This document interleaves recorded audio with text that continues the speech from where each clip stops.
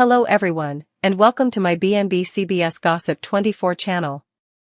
The Bold and the Beautiful, and the shockwaves from Luna's secret life where Dylan was her all along, have gurgled through every corner of the oil, forcing observers and characters likewise to defy uncomfortable questions about identity, survival, love, and the moral Argentine zones that cleaner operas so consummately inhabit. Because Luna's return isn't simply a twist designed for evanescent astonishment but a multi-layered reckoning with a woman who learned to come someone differently.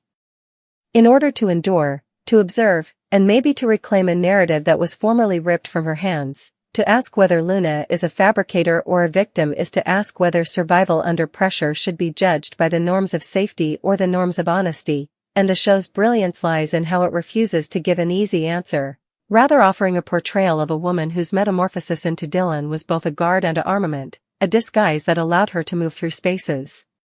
that had preliminarily denied her agency, to hear without being scanned, to impact issues without driving dubitation, and to gather trueness that might have been insolvable to Pierce as herself, because Luna, as Luna, had formerly been dismissed, undervalued, or cancelled by the very people who claimed to love her. The disclosure that Dylan was Luna each along reframes every commerce retroactively, turning inoffensive moments into charged exchanges and casual ganders into acts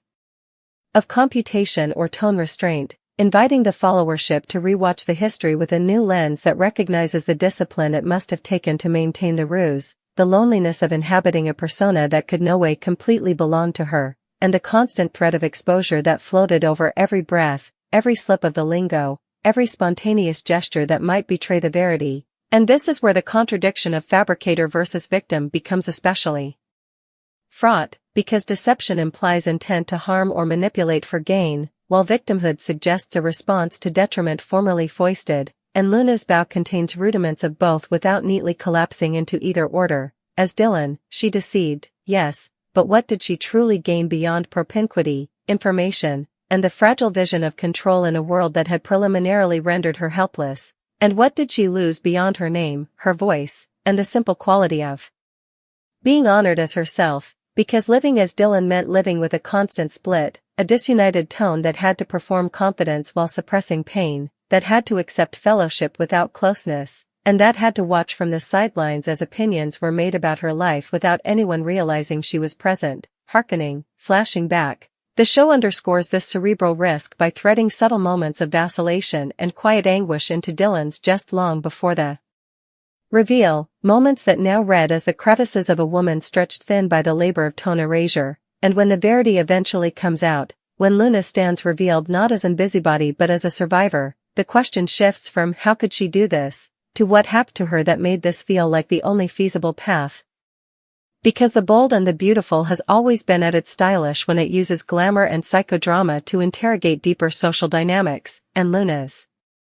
secret life gates into themes of unsexed invisibility, the costs of being undervalued, and the radical measures occasionally needed to be heard in systems designed to silence. Importantly, the reveal also destabilizes the moral high ground of those who feel betrayed, because their outrage frequently collides with their conspiracy, as they're forced to defy the ways they ignored Luna's pain, dismissed her warnings, or served from her absence, and in that collision the show finds its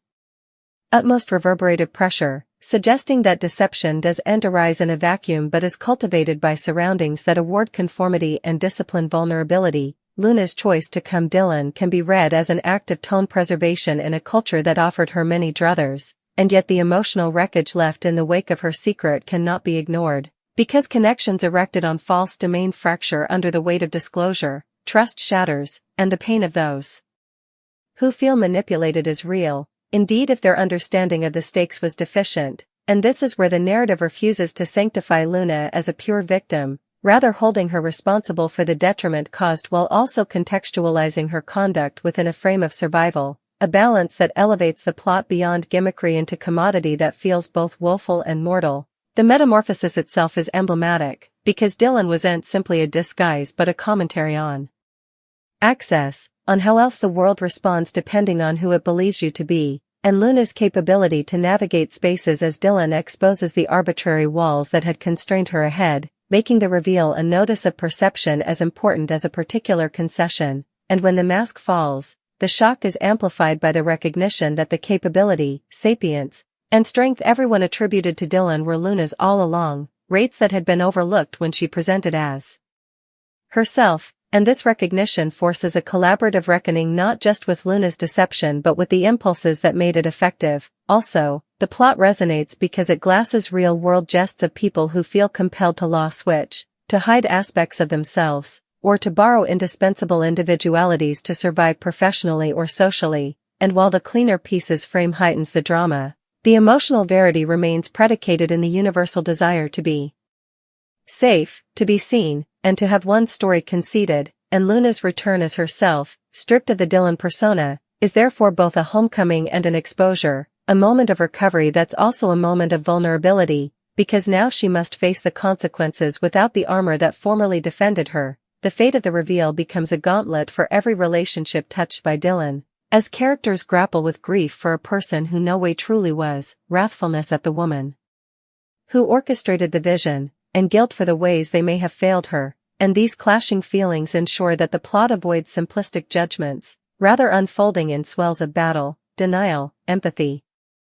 and reticent understanding, with each response revealing as much about the Poli as about Luna herself. To call Luna a fabricator is to concentrate on the taradiddle, to call her a victim is to concentrate on the crack, but the power of Luna returns fabricator or victim? Falsehoods in its asseveration that she's both and neither, a complex figure shaped by circumstance and choice, whose conduct cannot be disentangled from the world that needed them, and the show's decision to frame the reveal as an sanctioned verity rather than a reproach underscores this nuance, situating Luna not as a villain unmasked but as a story reclaimed, a verity brought into the light after being forced underground. Indeed, the language of disclosure, Dylan was her all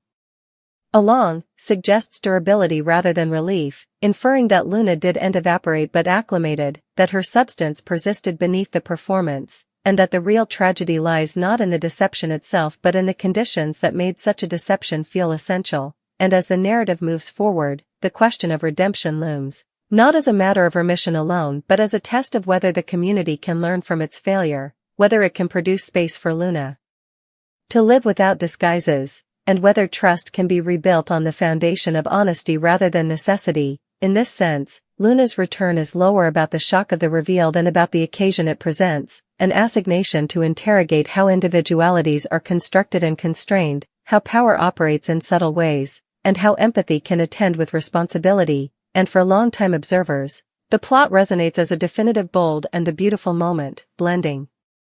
jacked drama with emotional soul-searching, reminding us that behind every mask is a story, and behind every deception is a verity floundering to survive. And as Luna steps back into the light, no longer Dylan but not untouched by him either, she embodies the messy, undetermined humanity that keeps cleaner operas compelling, challenging us to repel the appetite to marker too snappily and rather sit with the discomfort of complexity, because the verity, formerly revealed, doesn't simplify, it deepens, and Luna's secret life, now exposed, leaves us not with a verdict but with a question that lingers long after the credits roll, asking not only who Luna is, but what kind of world we've erected that made getting Dylan the only way she could endure. As the dust settles from the disclosure that Dylan was Luna each on, the narrative instigation of the bold and the beautiful shifts from shock to consequence, from secretiveness to exposure, and in this coming phase Luna's story deepens into an disquisition of fate, where verity doesn't neatly resolve conflict but rather multiplies it, because formerly a taradiddle of that magnitude is uncovered, it leaves behind not clarity but a vacuum filled with unanswered questions, emotional whiplash, and the painful task of reinterpreting reality itself. And Luna, now standing openly as herself, must navigate a world that contemporaneously feels familiar and hostile, a place where every smile carries mistrustfulness and every blameworthiness carries a scrap of verity. Because indeed those who begin to understand why she came Dylan cannot fluently forget that the interpretation of reality they trusted was precisely curated by her hand. The durability of Luna's bow is defined by this pressure between explanation and responsibility, as she attempts to articulate the forces that pushed her into caching without using those forces as a guard against responsibility, and the show wisely allows her to struggle with that articulation, depicting moments where words fail her, where she oscillates between defiance and guilt, Because the verity isn't a single statement but a lived experience that resists contraction into an reason or a defense. In the immediate fate, characters respond on predictable yet emotionally rich lines, with some demanding answers and others retreating into silence, and this divergence highlights one of the central themes of the durability that verity isn't widely liberating, that for some it's a relief and for others a crack restarted, because the Dylan persona had filled gaps in their lives, offering fellowship, advice, or stability, and now that persona is gone, replaced by a woman they feel they do'n't know, indeed. Though she has been present each on, Luna is forced to suffer Dylan herself, not because he was real but because he represented an interpretation of her that was allowed to live without dubitation, an interpretation that could speak freely and act decisively, and this grief complicates her desire to be completely seen as Luna, because part of her fears that without the mask she'll formerly again be ignored, marginalized, or dismissed, a fear that is illogical given her history, and the show makes this unequivocal through scenes where Luna's benefactions are questioned or reframed as manipulative simply because they come from her, whereas the same perceptivity were formerly praised when attributed to Dylan, emphasizing the bitter irony that the verity doesn't automatically correct injustice. As the durability unfolds, flashbacks and reflections are woven into the present-day narrative, allowing observers to see crucial moments from the Dylan period through Luna's internal lens, revealing the emotional math behind each decision, each concession, and each moment of restraint, and these casts consolidate the moral complexity of the story by showing that Luna's deception wasn't fueled by malignancy or ambition alone but by a grim need to stay round in a terrain that constantly gestured she was expendable, and yet the show resists the temptation to vindicate her entirely, rather lacing these internal struggles with the veritably real pain of those who feel betrayed, particularly those who commended in Dylan, trusted him, and made life-altering opinions grounded on that trust, because the emotional fallout isn't abstract but deeply particular, manifesting in broken alliances, strained loves, and professional impacts that ripple outward in changeable ways. One of the most compelling aspects of this durability is how it interrogates the conception of concurrence in connections erected on false individualities, asking whether emotional closeness can be genuine if one party is withholding such a abecedarian verity, and the show doesn't offer a definitive answer, rather allowing characters to argue, falter, and contradict themselves, reflecting the messy reality of mortal ethics, where principles frequently collide with passions, and Luna becomes the focal point of these debates, occasionally deposited as an exemplary tale and other times as a glass reflecting the insincerity of those who served from her silence. As the plot progresses, Luna's attempts at rebuilding her life are met with institutional resistance as well as particular dubitation, suggesting that systems are slower to forgive than individualities, and this adds another subcast to the fabricator versus victim question, because indeed as some characters begin to empathize with her, the structures around her, commercial scales, social networks, and implied power dynamics continue to discipline her for stepping outdoors specified places, buttressing the idea that her original decision to come Dylan wasn't an anomaly but a symptom of a deeper dysfunction. The durability also explores the cerebral risk of sustained performance, depicting Luna's moments of prostration, dissociation, and identity confusion as she grapples with who she's now that the performance has ended, because slipping a long-held persona isn't an instant act but a gradational unraveling. And the show portrays this with perceptivity, allowing Luna to articulate passions of emptiness and disorientation that challenge the supposition that verity is always a relief, rather presenting honesty as a destabilizing force that requires reconstruction rather than festivity. Connections evolve inversely in this geography, with some characters moving toward conservative conciliation while others harden into resentment, and these divergent paths produce narrative pressure that keeps the durability dynamic, because remission isn't portrayed as ineluctable or indeed widely desirable, and Luna must defy the possibility that some islands cannot be rebuilt, that some losses are endless, and that responsibility may mean accepting rejection as well as empathy. Particularly striking is the way the durability frames public versus private judgment, as Luna faces scrutiny not only from those she deceived directly but from a wider community eager to reduce her story to a caption or a moral assignment. And this public aspect amplifies her insulation, turning her life into a spectacle that echoes the original violation of her agency, because formerly again her narrative is being shaped by others, albeit now in the name of verity rather than ignorance, and this irony underscores the show's ongoing notice of who gets to control a story and at what cost. The durability also introduces moments of unanticipated solidarity, as characters who formerly stood at the fringe fade aspects of themselves in Luna's struggle, offering support not because they blink her conduct but because they understand the pressures that lead to tone concealment, and these alliances suggest a path forward that's neither corrective nor exonerating but embedded in collective recognition, intimating at the possibility of a community that learns from its failures rather than simply replying to them. As Luna navigates this terrain, her own tone perception evolves, moving from protective defense to a further nuanced tone understanding that acknowledges both her imagination and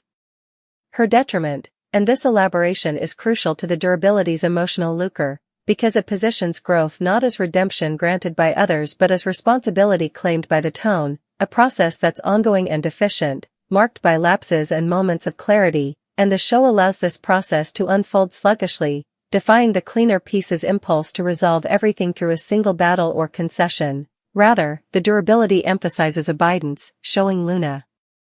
making small, frequently unseen choices to live else, to speak up without disguise, to accept rejection without retreating into performance, and these choices accumulate into a quiet but profound metamorphosis that contrasts with the dramatic reveal that anteceded them, suggesting that the true heart of the story lies not in the twist but in what follows. By the time the durability reaches its emotional midpoint, the question of whether Luna is a fabricator or a victim has evolved into a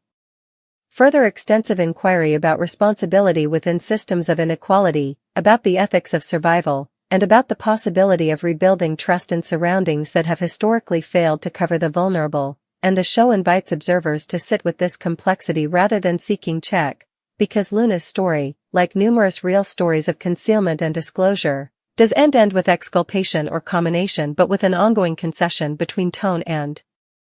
society. In this sense, the durability reframes Luna's return not as a final act but as a mourning, a chance to imagine an interpretation of the world in which she does have to vanish to be effective, and while that world remains amiss and resistant, the very act of imagining it becomes a form of resistance, a turndown to accept the conditions that made Dylan necessary in the first place. And as the occurrences unfold, this imaginative resistance becomes the quiet machine of the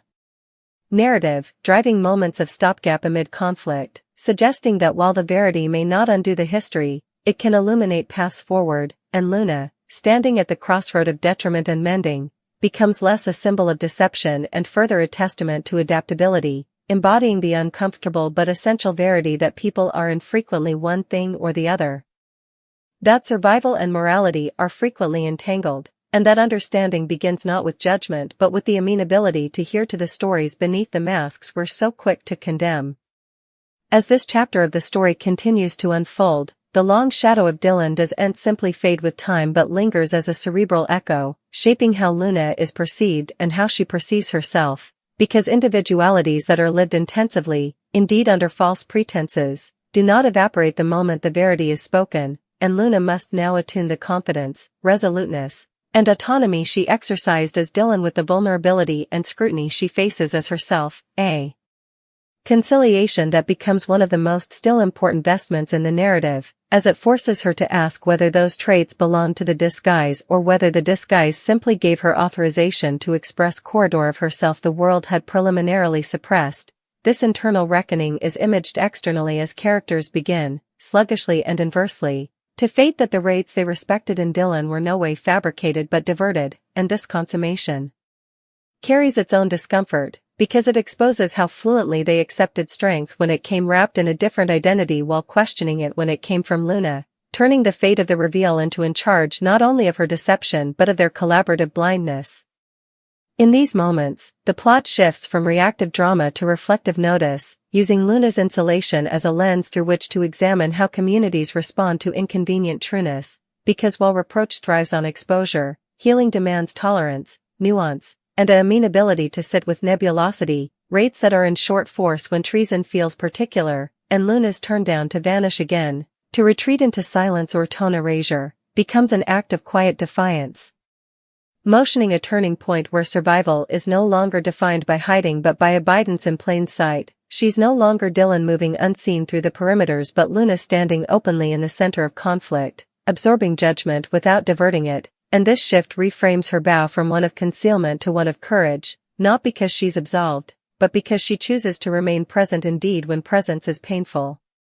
The final emotional weight of this durability lies in its turndown to offer a singular moral conclusion, rather leaving observers with an undetermined but deeply mortal verity that deception and victimhood are contraries but occasionally attend within the same person, shaped by circumstance, fear, and adaptability, and Luna's story, stripped of its sensational reveal, eventually becomes a contemplation on what it means to reclaim oneself after living in fractions, to integrate.